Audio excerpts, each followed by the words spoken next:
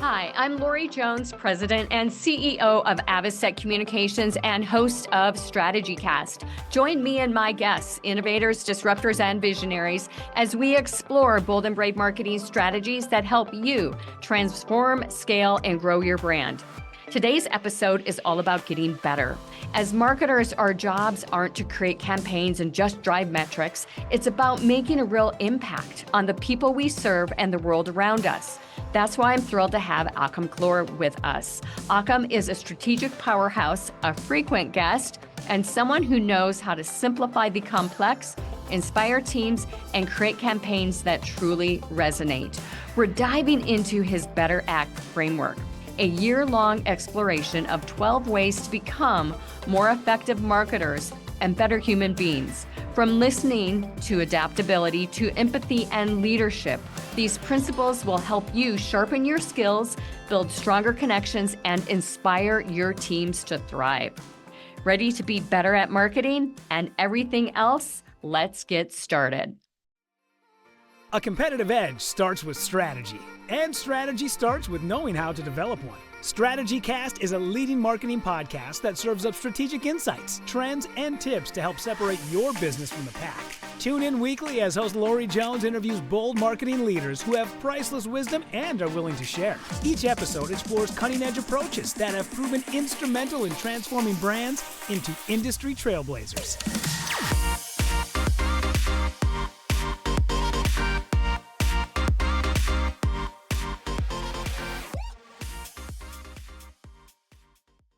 I am so excited to have Achim, my dear friend Achim Klor, back on the show. Welcome.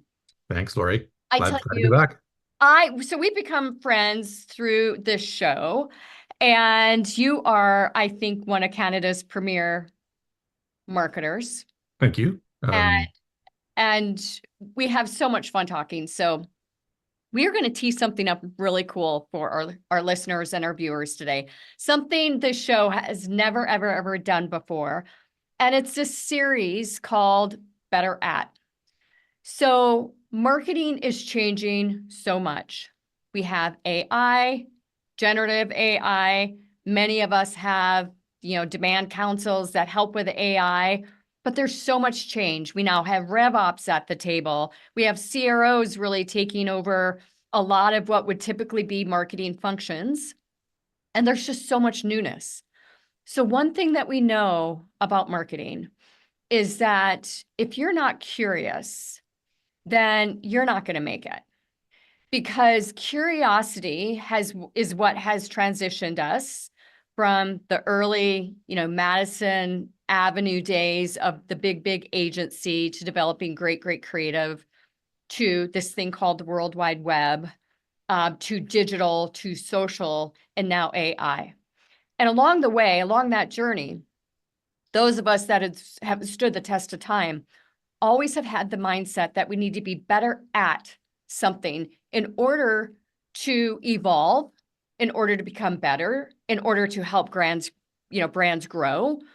I mean, just so many, in order to be relevant, right?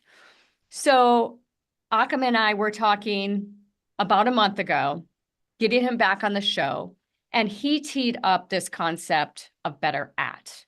So with that, we're gonna share with you 12, and maybe a surprise at the end, Better At ideas that we as marketers can just take and run with in the new year. And you'll also see on every show that we release this year, we're going to be asking that guest, what is their better at? What can the better at be from the show that we're talking about? What can it be personal that helps them become and evolve as marketers? So we're really excited about this. Back to you. Tell us a little bit about your journey and where this idea came from.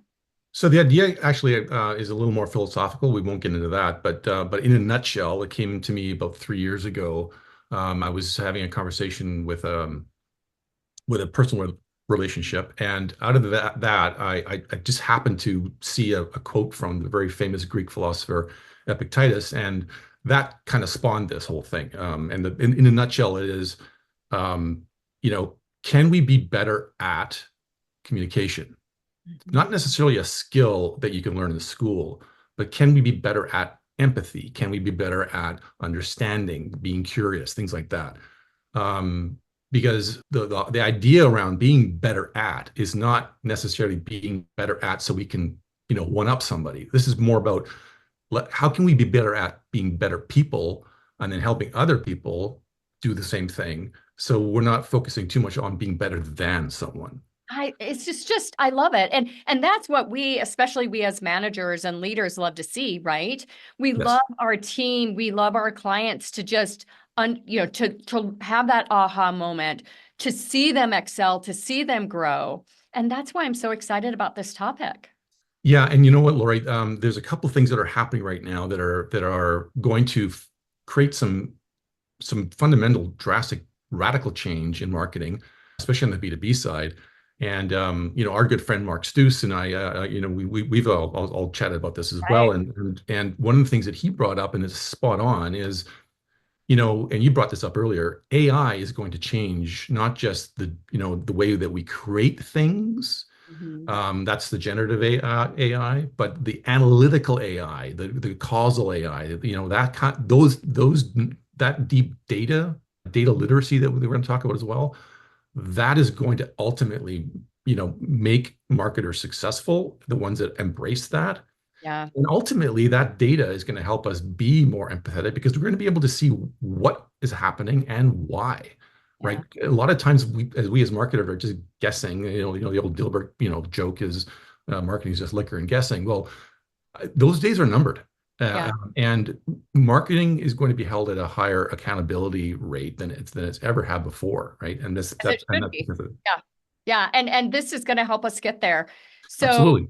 we have 12 better ats that we're going to introduce to you today. And I hope that you just, are either in the car and, well, you can't be taking notes while you're in the car, but if you are in your office or at a computer listening to this, it's going to be one of those shows you definitely want to take out a notebook for and a pen, or have your AI transcriber right there with you to shoot it back to you later on. We're going to walk you through 12 better ats for the year. And guess what? We're going to give you campaign ideas or campaigns that are in market as well that are currently utilize this better ad idea that we came up with to develop something profound, cool, new, and innovative in the market. So the first better at is better at listening. And we know that active listening with customers, colleagues, and stakeholders build deeper connections and improve incredible decision making. Achim, what do you have to share about this? Well, this speaks to my heart big time because until I actually learned to listen, and there's a difference between hearing someone and just sitting there listening. Mhm. A lot of us tend to formulate our opinions while someone is talking, and it's really just better just to shut the hell up. Right. I totally I agree. think, yeah, and I think the famous composer, the Austrian composer Alfred. This is the last thing that escapes me, but he said, the word listen has the same letters as the word silent. Ah, And I sometimes love we have to just be quiet and really pay attention to what people are saying, especially the ones that we're trying to influence, customers, obviously. We in marketing, we assume way too much when it comes to our customers, and even leadership assumes way too much when it comes to customers. Yeah. We just have to listen to what their needs are. And again, this is all again about being empathetic. More Mhm. empathy when it comes to our customers, more empathy with our teams and the C-suite especially, understanding what they are faced with and the numbers that they're trying to hit and how we can help them do that instead of always like fighting with each other.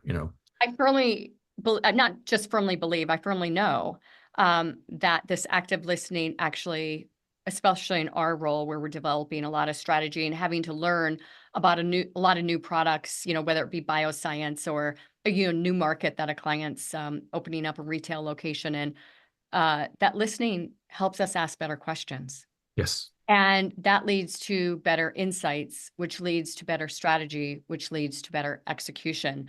Case in point, Dove's Real Beauty campaign Oh was yeah. born from the listening to customer feedback Yeah, it's about fantastic. feeling excluded by traditional beauty advertising. This insight led to the groundbreaking inclusive approach that is in the market. Yeah. No, Dove did a bang up job of that. They really showed how through that campaign, Yeah. how empathetic they were. And it resonated because of the empathy, 100%. Yeah, it was definitely very, very people first as well. Yes. Howard Schultz, the Starbucks founder, you think about leadership and listening. Listened to customers during the 2008 recession and shifted the focus back to quality coffee and community spaces. He was just really intent on creating that communal feeling, and that's what his customers were saying he wanted. Oh, absolutely. There's a lot of, people have all kinds of criticism about Starbucks and Howard Schultz, but that's one area where he really dove into the market and really paid attention to what Yeah, they were going to need, especially during that time. A yeah, lot of uncertainty, which, there's a lot of uncertainty now too, right? So the brands that get more empathetic around uncertainty and show that they're part of the team, they're the ones that are going to win. yeah. I totally agree. Something I didn't mention that it would be really cool, listeners, if you take each one of these 12, the reason we developed 12 is because of the 12 months. And if you take each one, and so January, you'll take a look at, better at listening and just really get in tune with that concept and what you can do and help build the team around you to do with that. And then guess what? We'd love to hear from you on how all that is going as well. It's a great way to start the year too, by the It way. really is. It Just really to is. take a pause and listen. Yeah. Yeah. Yeah, we're not talking about losing weight or eating better. We're Right. talking about using the muscles up here to be better. Yes. So moving on to number 2, we've got better at inspiring through vision. I, in particular, love this because I think visionary mindsets are some of the most important leaders and just groups of people pushing innovation out in market now, and just so many different unique things. So sharing a clear and compelling vision that motivates teams and audiences, fostering excitement and alignment with goals is what we're all setting out to do. And that to me is something that true leaders, what's the saying? You can lead a blank to, or you can lead a penguin off a cliff, or what? I can't remember for sure, but Yeah, something like that. I can't remember either. yeah, I'm not really good with metaphors, by the way. My team is probably laughing right now listening to this, but it's all about creating that visionary mindset. Simon Sinek's Getting to Why is a Yeah. great example of what a brand, what a leader can do with vision. Yeah, 100%. And again, it is asking those questions like what, how, and why. And why is obviously the big one, right? So, Yeah, I always equate the vision with the brand, and especially around the positioning of that brand. And the more unique and clear that brand is in the marketplace, the positioning of that company and what it stands for. Again, like it's what do we stand for, right? right. And that has to inspire everyone, not just internally, but also has to inspire externally as well. If you can inspire your team and your customers, you're on the right track, 100%. Well, A and good Simon, example of that is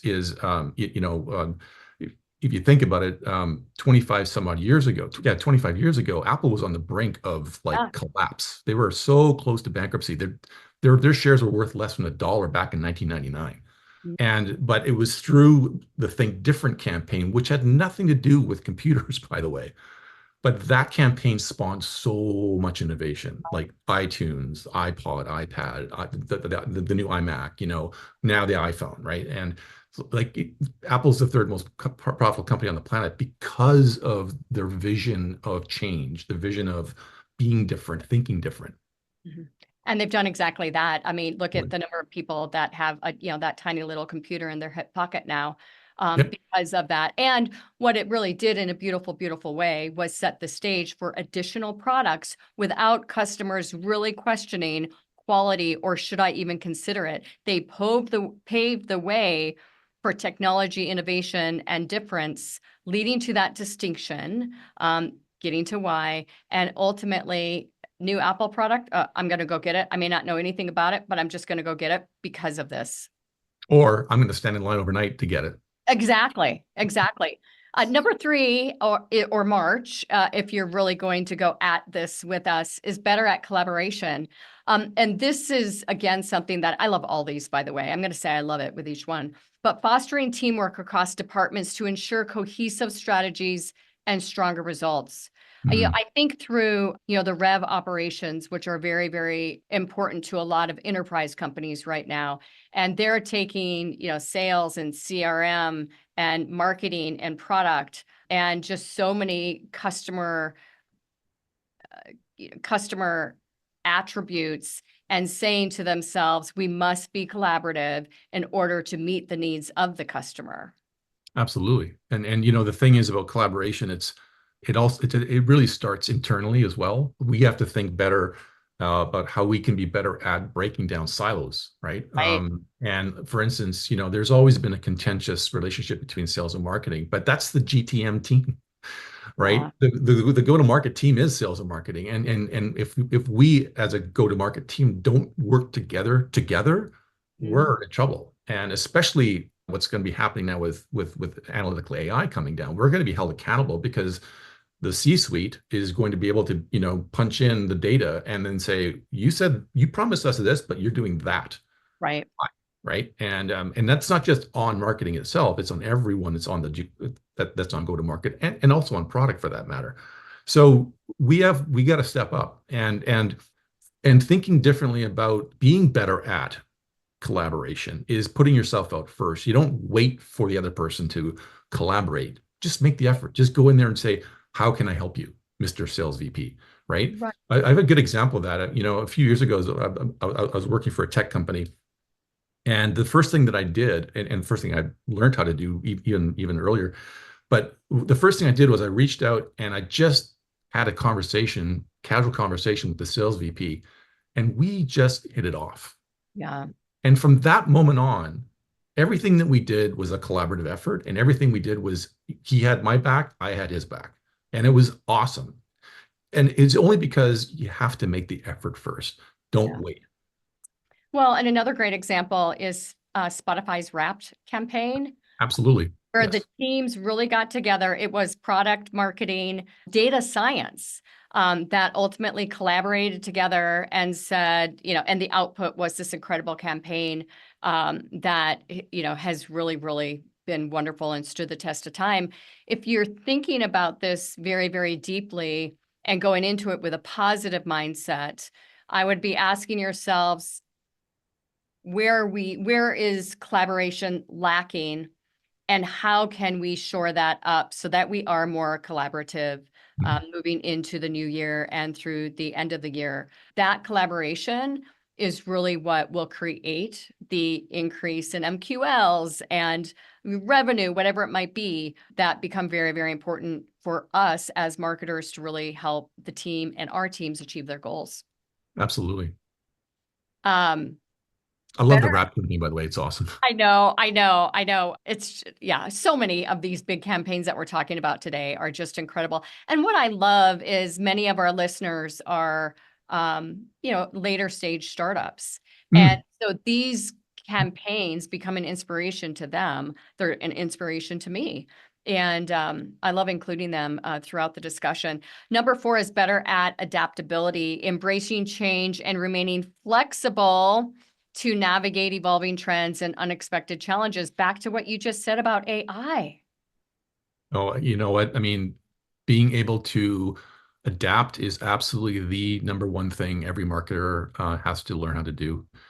There's the old saying, change or be changed, and the latter is not pretty, right? So I would look at anything that's new, innovative, and scary as a way to be better at your job, as a way to put that arrow in your quiver so that you can have now a tool that extends your worth, right? The better we get at embracing change, the better we get at, new technology and new innovation, and then using that to our advantage, the better at we will be at our job. So, because here's the thing, if we don't embrace it, someone else will, and that's what's gonna put us out of work. right? Well, that's exactly right.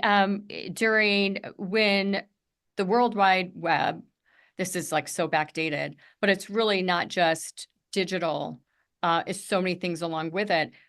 30% of agencies went out of business because they were not, and marketers losing their jobs as well, because they weren't adapting to the change in the marketplace, to the data science, to the techniques that were used to really, really drive, quite frankly, customer adaptability, customer commitment, customer brand, customer loyalty, customer trust, all those sort of things.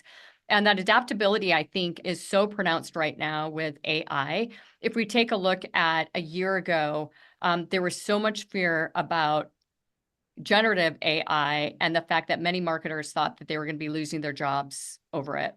We've proven time and time again the importance of the human element to make sure that wisdom is pronounced in these situations. Absolutely. So we're not shying away from AI as an agency. We're completely adopting it and adapting new practices internally to make sure that the wisdom is still there, but it's just creating incredible efficiency.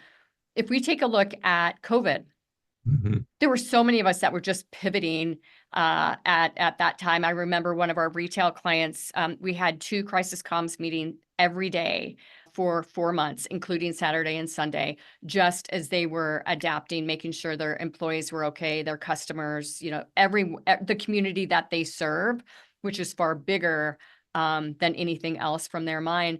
And Nike actually did something really cool in COVID. When it hit, they pivoted its focus to play inside, Mm-hmm. play for the world, encouraging at-home workouts. I mean, Yeah, look at what Mir did during that totally. time as well. I mean, just so many great, great ways to think about how you adapt in a situation. Yeah, and it just goes to show you also too that you know humanity does adapt when it's forced to, like Right. like COVID forced us to. We have a we have a window of opportunity between now and say 2026, 2027 as marketers to really get into AI, not just generative AI, but also analytical AI. And then Right. ultimately, we're probably, like Mark Stu says, we're probably about 5 or 7 years away from, autonomous AI. Right. And so there's a lot of things that are happening and changing in our world, and it's going to continue. And the speed of it is going to also increase as well, right? So, Well, but and the process doesn't change though. it doesn't. I mean, how we embrace it. Case in point, we were recently hiring a position, 2 positions, and we are getting 300 resumes a week. So our director of ops and client success built with generative AI a custom chat that he scanned every resume in, and it read the resume. If it met 85% of the job description criteria, it Mhm. shot it back to us and said, review the resume. If it didn't, it wrote a very, very nice letter that we emailed out to the individual, letting them know that they weren't going to be considered for the job. That is that's adapting to a situation where it was going to be 15, 20 hours a week just reviewing resumes down to an hour a week because of what we did to make sure that we weren't wasting time. Yeah, and how much effort does it take to go through all that reading of resumes, right? So Yeah. no, it's great. I mean, that's a great example of using it to your advantage. Yeah. Better at empathy is something that I love as well. Seeing the world from the audience's perspective, people first, to create more human and impactful campaigns. Yeah, 100%. And empathy is something that's lacking, especially when times get tough. We tend to go into survival mode and we tend to look out for ourselves, which is fair. But again, I think this is where brands that really take an empathetic approach during that time really are the ones that end up winning. I'll give you an example of this, and this is back into the 2008 downturn. And I remember working on a campaign for a client, and we used the Hyundai assurance campaign. I don't know if you remember this back then, but Hyundai did something brilliant. And what they said, if you bought a car during this time and this all this Ah, all the yeah. stuff went down, you have 12 months to bring your car back. If you need the money, we'll give it back to you. Yeah. And that was amazing because a lot of people then use that as a way to get out of their lease, like their BMW leases, their Lexus leases, and they went and bought so they transferred that lease into a Hyundai lease.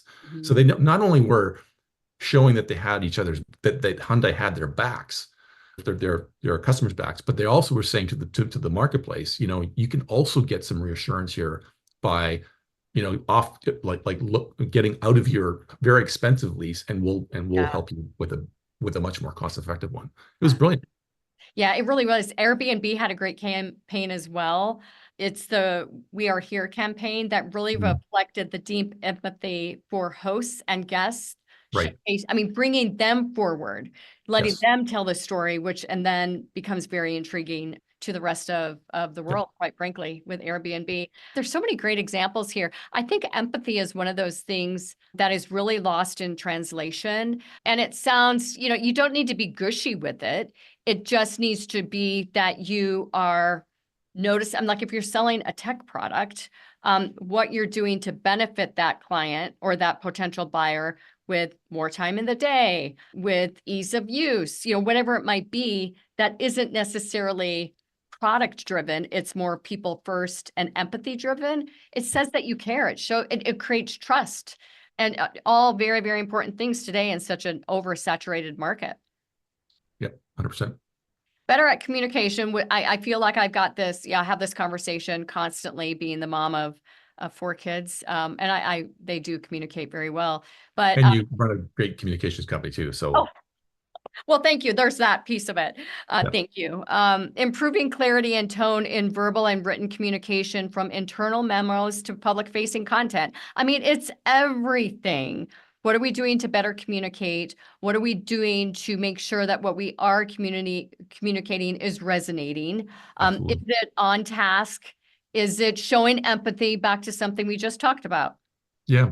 And I think the key here is also being better at consistency and consistency in your communication, showing up and always, saying what you mean and meaning what you say. Yeah. It goes a long way to ultimately then take customers from that awareness Mm, to the confidence and trust in the brand, right? yeah. The consistency is everything when it comes to communication. Like, where I see a lot of marketing fall apart is when you've got different people doing different things, and Mm, they're not talking to each other.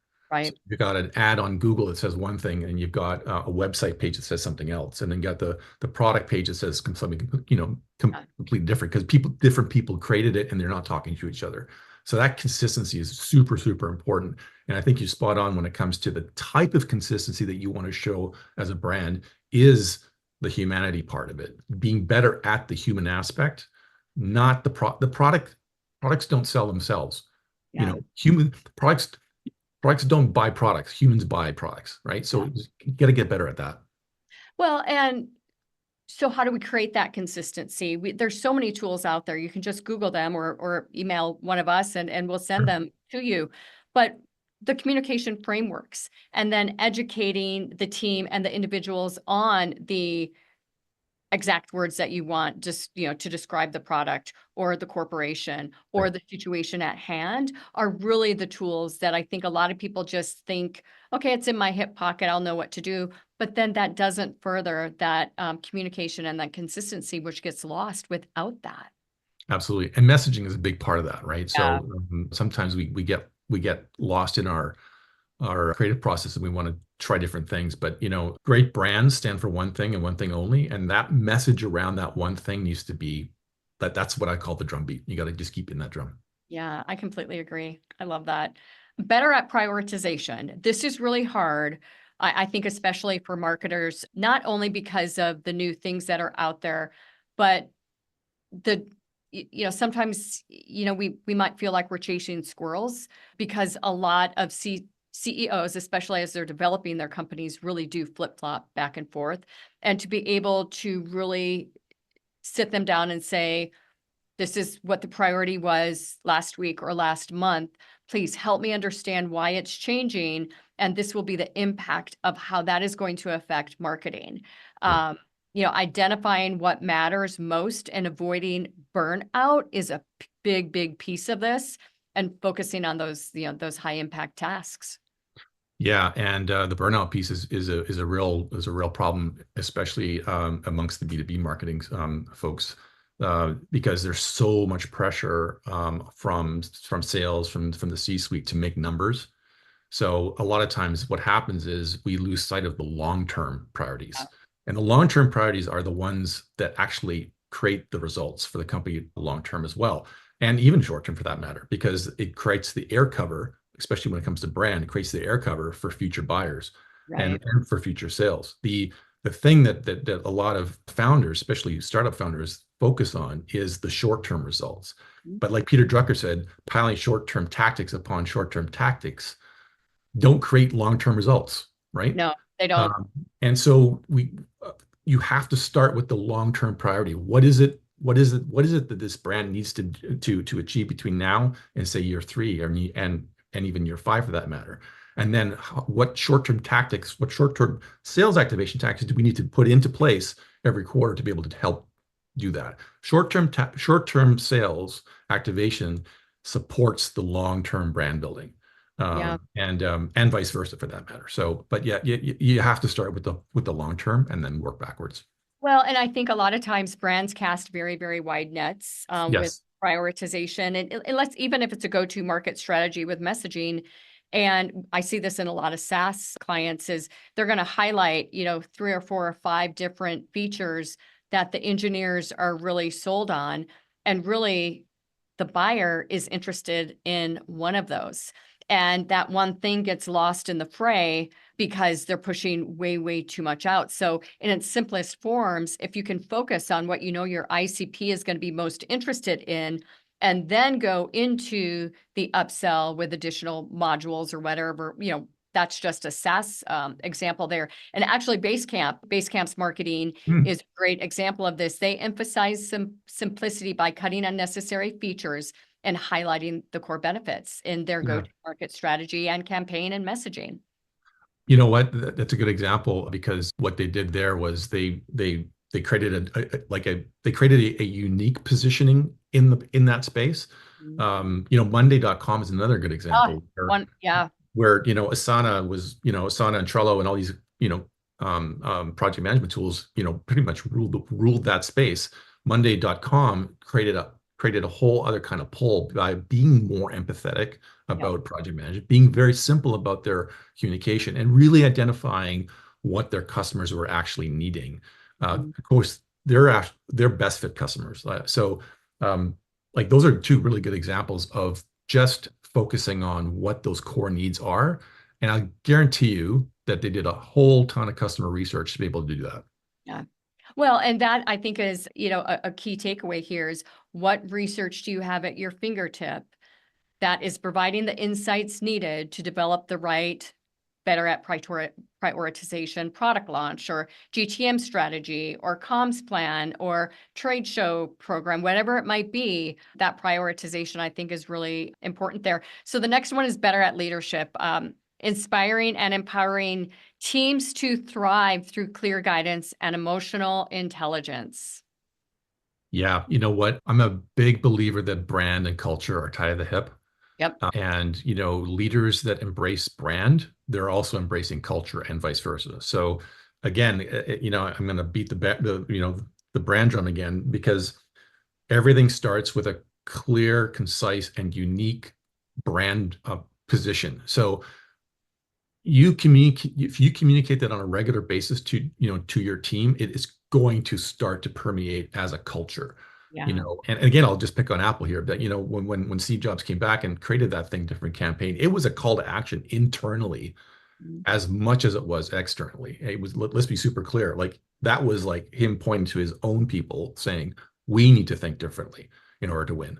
So that's something that leadership, that only can come from leadership. You have to communicate to that and lead by example as well, from the top down. Something that I reflect on quite often, we don't love 100% of our job, right? I love about 90% of it. That 10%, I loathe. And, a lot of it may, finance, it's a very important piece of the company, but I don't love it. And I've got great people in charge of it, thank God. But one thing I've always said to myself, if I don't want to do it, why would I make someone else do it in my Mm. place? And, it's like, I'll clean the toilets here if something needs to be, or I'll pick something up or do the dishes if it needs to be done. And I think that really resonates with people. Yeah. It's important, as a leader to make sure that they understand that you do it if nobody else can, or, even if they should.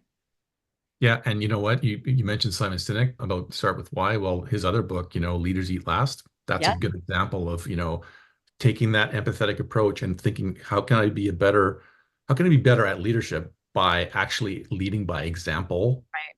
and showing my team how to be better. Yeah. We have one-to-ones with our team members. The younger ones we have every other week, just because they're still learning and they need to be able to understand the DNA of the agency and really what is different and distinct for us. And that doesn't happen, with sitting behind a computer each day. It happens by interacting with the leaders and the subject matter experts of the company. And push them out. Ask yourself, do you have the right people, creating leadership opportunities for your teams internally? Do you, as the listener today, do you have a leader that you can look up to and that can help you? Yeah. And then what are you doing to help lead those individuals reporting to you as well? And that all leads to this next one, which I believe is better at confidence, trusting your expertise while staying open to feedback and new ideas. There's no room for ego here. And this industry is full of it. Oh gosh, yeah.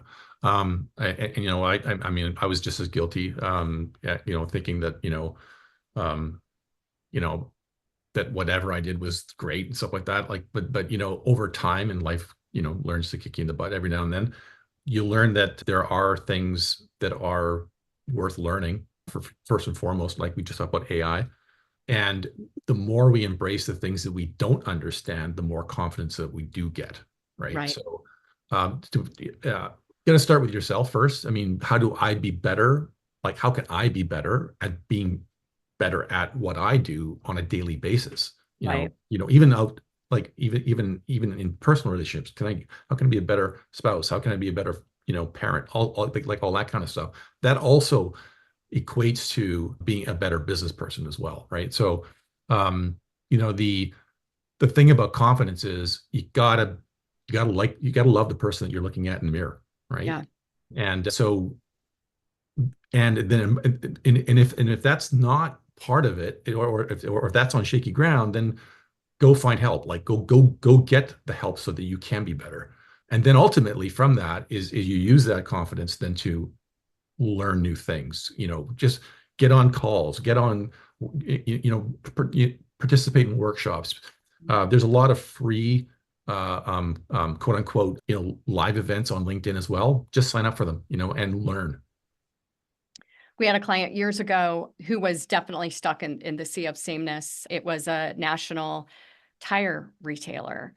And they, you know, it's just the same old thing. And, you're selling something's black and round. It's going to get you from point A to B, and not a lot of creativity in the industry. And Hmm. we developed a brand character. We Yep. pitched a brand character for this very masculine brand, knowing that the primary decision maker was the male, but the primary shopper was the female. And this very cuddly teddy bear that we deployed for Big O Tires by the name of Little O was a cute little cuddly teddy bear with tire hair on its head. And, it was a gutsy approach for the brand. It was something that truly differentiated them and created, huge growth. I mean, we're talking market share growth once we got everything deployed.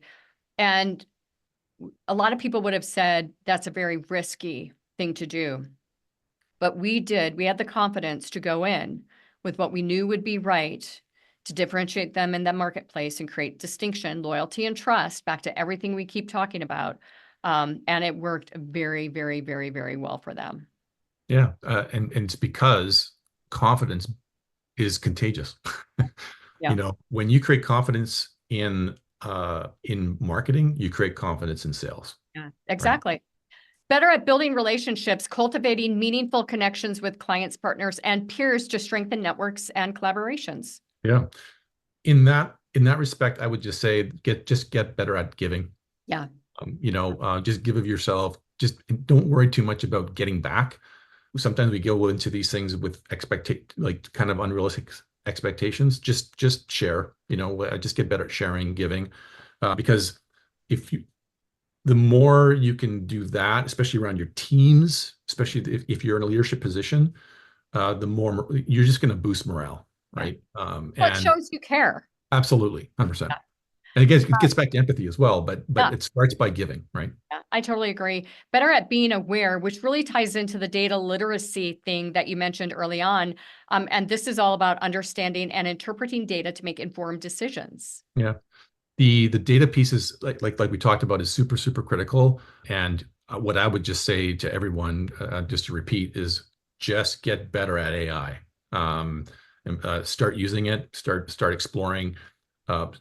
Ask it questions and get it to ask you questions, because it's actually really good at that too. So just get on ChatGPT or Claude or whatever you use, and just start getting into the rhythm of asking it questions and having it ask you questions.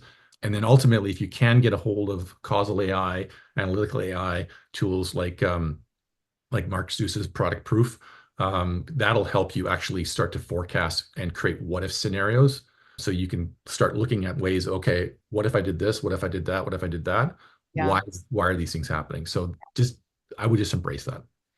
We have a retail client that has 37 retail locations. When we started with them, they had 17 about 15 years ago, and they were at about 25 million. They're now at 155 million. And just gangbusters, just very, very successful brand. We're actually expanding them into additional states. And one thing that we found out very, very early on was that their POS system was outdated. It's still outdated. But what can the marketing team layer in to get smarter about the people shopping, each of their stores? So we subscribe to Placer.ai data, and it tells us precisely what the customer count is, and with each store, which we already did have from a POS standpoint, but more importantly, what are the zip codes that these customers are coming from? We've got more demographic information than we ever have had. Are they monolingual, bilingual? How long they're staying in the store? Are they leaving with, an empty bag or a full bag? All these sort of things. And what it showed us was that each retail location has a very, very unique subset of customers that are not as broad as the marketing team thought. So the general branding and awareness campaigns are, still remain a very, very strong umbrella to everything. But from a digital standpoint, we can pinpoint zip codes with very specific, you have an audience of 55 plus entering 5 stores more often than an 18-24 audience in 5 additional stores. Guess how we're going to segment the digital advertising? It becomes incredible from a data literacy standpoint. I'll throw this out there too. There's a really good series on LinkedIn. Two fellows worth watching, and that's Liam Maroney and Dale W. Harrison. They've got a data literacy. Dale's been on the show. Yeah, it's fantastic. So if you go to LinkedIn, just type in data literacy event, like in the events thing, and watch those. They're fantastic. Yeah. Number 12, better at being curious. One of my favorite. Curiosity is one of the agency's words of the year many, many years ago. And this is all about approaching challenges with an open and inquisitive mindset to uncover those new opportunities. And one of the things that I love about that is I highly recommend this book. Oh, yeah. Seth Godin's This is Marketing. He talks about just noticing things, just being aware of things. Just look around your surroundings, go for a walk, and just start noticing things. Yeah. The more curious we are as marketers, the better we'll get at being better at asking questions and finding ways to be better and create better experiences for our customers. It's all about, like, again, it starts with insight. seek to understand. Like that Right. is the number one thing that we as marketers need to be better at is insight. Yeah. Everything starts with insight. The more we seek to understand that insight, customers insight especially, and market insight, is the outcomes will always be better if we start there. If we Yeah. just start with tactics or just taking orders or just doing the short-term stuff, we're always going to be in this high pressure spin cycle. And do you have, a tiger team, or Google has a Right. moonshot team on in their organization that is always, the ethos of that team is curiosity driven, and they're always in exploration of what if. And those sort of mindsets, I think, really help push aside the clutter of the day and help instill that curiosity. And curiosity truly is what leads to so many of the great, great ideas that we as marketers and sales teams deploy day in and day. Right. And curiosity leads to better questions, Yeah. which is probably, I think, the bonus one. I know. And you did such a good job teeing that up. You didn't even know it. So better at questioning is the bonus, better at for everyone, that I just think, questioning in a nice way, Mhm. back to kind of the what if thing is so important here. And it's asking thoughtful questions to challenge assumptions and uncover those deeper insights that are so important. Yeah, and a great book for that is A More Beautiful Question. Highly recommend that one. That's great. The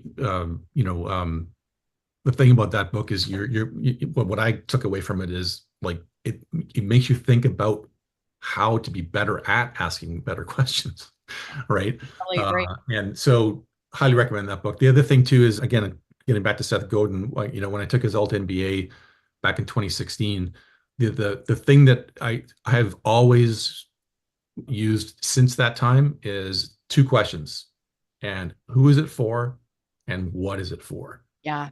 And it's surprising how many companies don't ask those questions. Yeah. They're two very simple questions, and it really sets the tone for everything. And I think another one is really understanding what the problem statement is. What is the problem that we are solving? Someone might say we have a revenue issue. Well, guess what? It's not the result is a revenue issue, but the problem is the product's not working, or Yes, the exactly. problem is you're going after the wrong ICP, or the problem is your go-to-market strategy is flawed mid-funnel. I mean, there are just so many different areas that I think can really be explored there. 100%. The thing I think we all need to think about as as the speed of technology increases is how do we ask the right questions around this speed of change? How do we ask the right questions to be better at what we're doing? And how do we ask the right questions to get the insight that we need to be able to do those things? Right. So that is really the walkaway. Yeah, it really is. And I'm just so excited that this is such a different approach to a podcast. And I really hope listeners and viewers that you look at this as a means by which we can all get better from a marketing standpoint and create incredible positive awareness for the marketing field, for the communications field, for the sales field, for the RevOps field. I mean, we're all in this together. Yes. And there's a lot of pointing fingers right now. And I just think better at, is a way of thinking. It asks, how can I improve in ways that make life better for my team, my customers, or my community?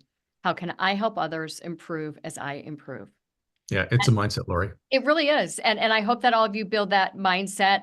Achim, what is the best way for our audience to get in touch with you? And any final remarks that you might want to make? No, this is great. I'm super excited that you're going to be kicking this off for you guys to the team, and I think it's a great idea to do this like monthly. Yeah. If people want to get a hold of me, LinkedIn's the best way. Just look me up, hit me up, and I'm happy to have a chat, share. Zero pressure, as always. Yeah. Well, I tell you, you're the best. I always love having you on the show. Just you're an inspiration, and I feel Likewise. you make me a better marketer as well. So thank you, Achim. Well, that is a really interesting point that we can leave everyone, is that we all can make each other better marketers if we just get Absolutely. better at marketing. Yeah, I love it. And with that, thank you so much for your appearance on StrategyCast. And if you'd like to get a hold of me, you can email me, Lori at strategycast.com. And I'm also very, very active on LinkedIn, Lori Sartorius Jones on LinkedIn. Thank you, everyone, and Happy New Year. We hope that it is a fantastic one for all of you. Likewise. Happy New Year. That's a wrap. Thanks for joining us on today's show. We hope your strategic brains are spinning with new ideas and bold inspiration that will elevate your strategies and marketing know-how.